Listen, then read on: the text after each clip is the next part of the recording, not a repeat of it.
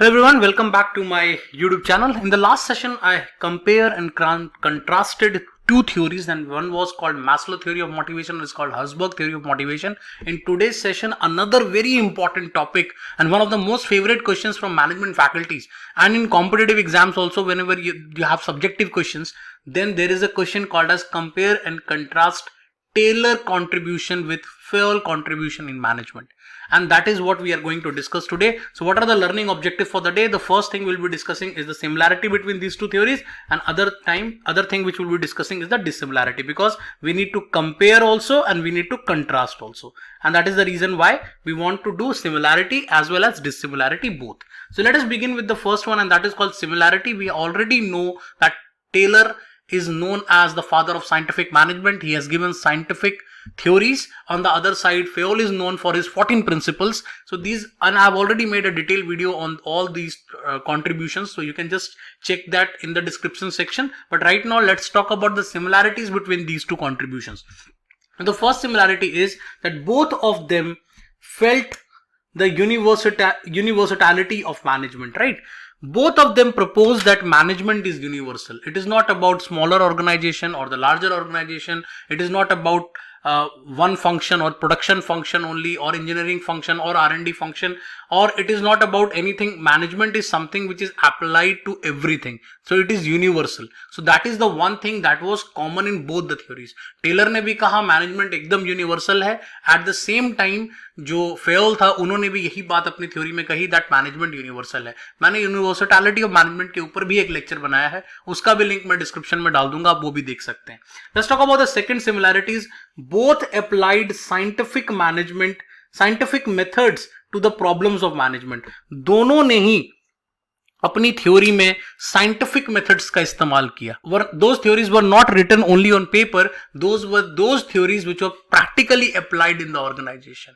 चाहे आप टेलर की थ्योरी की बात करें, उसको भी अप्लाई किया गया था प्रोडक्शन शॉप फ्लोर में. ऑन द अदर साइड, जो फेयोल की 14 प्रिंसिपल्स हैं उसको भी मैनेजमेंट में, ऑर्गेनाइजेशंस में अप्लाई किया गया था. तो दोनों ने ही साइंटिफिक मेथड से प्रॉब्लम को सॉल्व करने की, मैनेजमेंट की जो भी प्रॉब्लम्स आती हैं उसको सॉल्व करने की कोशिश की. तो थर्ड कॉमन पॉइंट था, that is both observe the importance of personal and its management at all levels. दोनों ने ही ये बात कही कि the people who work in organisation, they are really important.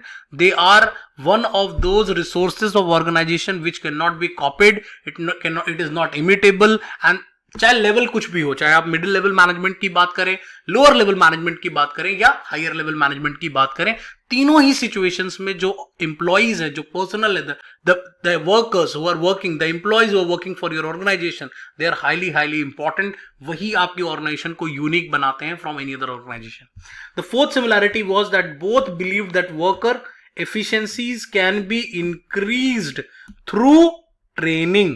दोनों ने ही ये बात कही कि अगर आप वर्कर की एफिशिएंसीज को बढ़ाना चाहते हो तो आपको ट्रेनिंग प्रोवाइड करनी पड़ेगी. You need to provide them proper training and make sure कि वो वही काम करें जिनमें उनकी स्पेशलाइजेशन है. तो उससे क्या होगा, उनकी एफिशिएंसी एकदम से बढ़ जाएगी and that will help the organisation.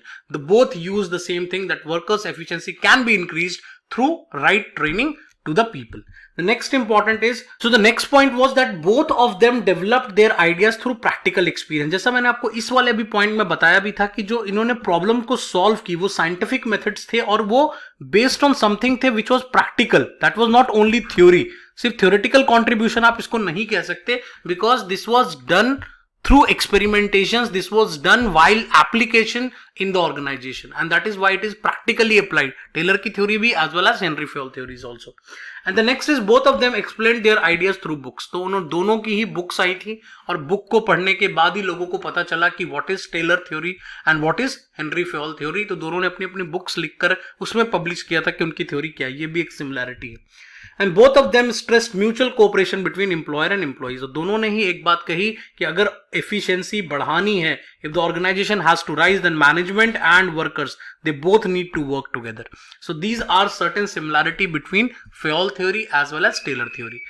Let's talk about the dissimilarities now. कि इनके बीच में dissimilarities क्या थी.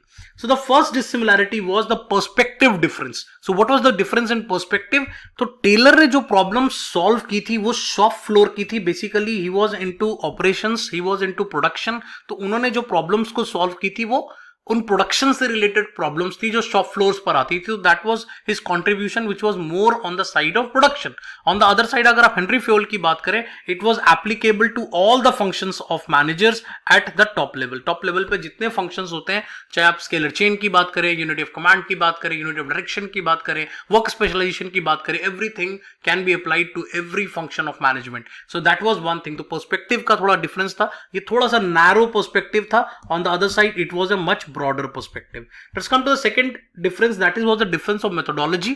तो टेलर की मेथोडोलॉजी क्या थी? He was looking for any efficiency through work simplification and standardisation. तो उन्होंने क्या किया, वर्क को सिंप्लीफाई करने की कोशिश की एज वेल एज स्टैंडर्डाइज करने की कोशिश की. That was his methodology of giving the scientific theory. On the other side Taylor का कंट्रीब्यूशन क्या था? Efficiency through applying his principles. तो उसने क्या किया, अपने 14 प्रिंसिपल्स दिए और उन्होंने कहा कि अगर आप इन 14 प्रिंसिपल्स को अप्लाई करते हो ऑर्गेनाइजेशन में तो आपकी एफिशिएंसी बहुत बढ़ जाएगी. So that was the reason. दोनों के मेथोडोलॉजी में थोड़ा सा डिफरेंस नजर आता है. One was based on principles, on the other side it was based on standardization and work simplification. The third difference was the difference of aim. अब aim का क्या difference था कि टेलर थ्योरी जो था that was to enhance the productivity of the labor and eliminate wastage. जैसा मैंने आपको बताया, it was more related to production, and production में क्या होता है, wastage को बचाना और अपनी प्रोडक्शन को बढ़ाना, अपनी एफिशिएंसी को बढ़ाना. That is what production is all about, right. तो टेलर का पूरा कंट्रीब्यूशन इसी चीज के ऊपर नजर आता है. यही उनका एम था अपने साइंटिफिक थ्योरी में. ऑन द अदर साइड अगर हेनरी फ्योल की बात करें तो he was more on universal theory of management. उन्होंने ये कहा था कि चाहे ऑर्गेनाइजेशन छोटी हो चाहे बड़ी हो, यूनिवर्सलिटी के साथ हमें काम करना है. ऑल्दो ये बात टेलर ने भी कही थी, बट उनका जो पर्सपेक्टिव था वो थोड़ा सा छोटा था as compare to the Henri Fayol. Let's come to the next one, and that is called the results. अब रिजल्ट्स के ऊपर क्या डिफरेंसेस थे? तो टेलर के जो मेथड थे, दैट वाज, जो उसका रिजल्ट निकाला उन्होंने वो साइंटिफिक ऑब्जर्वेशन से निकाला. बेसिकली वो ऑब्जर्व करते थे कि क्या चीज सही हो रही है, क्या गलत हो रही है और क्या चेंजेस हमें करने चाहिए to increase our work simplification. On the other side जो फ्योल का मेथड था, that was completely personal experience. उन्होंने कहा पर्सनली इस चीज को हम अप्लाई करेंगे at different levels of management, all the principles, या जितने प्रिंसिपल्स अप्लाई हो सकते हैं, और फिर उसके बेस पर हम देखेंगे कि ऑर्गेनाइजेशन में क्या चेंजेस हो रहे हैं.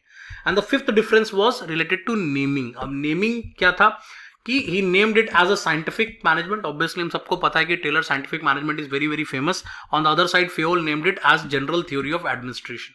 तो ये सिर्फ नेमिंग का डिफरेंस है, ऐसा कोई मेजर डिफरेंस को मैं नहीं मानता. नेक्स्ट और जो मेन एक पॉइंट मैं आपको बताना चाहता था, Taylor philosophy has undergone a big change under the influence of modern development. Over a period of time, modern development इतना ज्यादा changes आ चुके हैं प्रोडक्शन में. JIT आ चुका है, Kanban system आ चुका है. There are so many things which have been introduced, and that is why जो टेलर की पूरी philosophy थी, टेरी का जो पूरा आइडिया था, वो बहुत सारे changes उसमें ऑलरेडी हो चुके हैं. जो वो बेसिक थ्योरी थी वो कहीं ना कहीं कंप्लीटली चेंज होती हुई नजर आती है. लेकिन अगर आप फ्योल के प्रिंसिपल्स की बात करें तो वो over a period of time वो आज भी टेस्ट आउट कई बार हुआ है, और उसके बावजूद भी it is well accepted in the present days. अभी भी उसमें से बहुत सारी थ्योरीज एप्लीकेबल है और बहुत सारी ऑर्गेनाइजेशन को उसको फायदा भी मिलता है.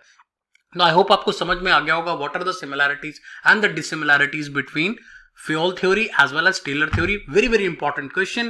इसके अलावा if you like my channel, do subscribe, like and share with your friends, with your colleagues, and जो join my Telegram channel. Telegram channel पे मैं अपने सारे PDF शेयर कर रहा हूँ because there are some issues on the website, so most probably उसको भी हम जल्दी ठीक कर लेंगे. बट तब तक के लिए आप Telegram से सब कुछ एक्सेस कर सकते हैं. And we'll be meeting in the next session very soon. Bye bye.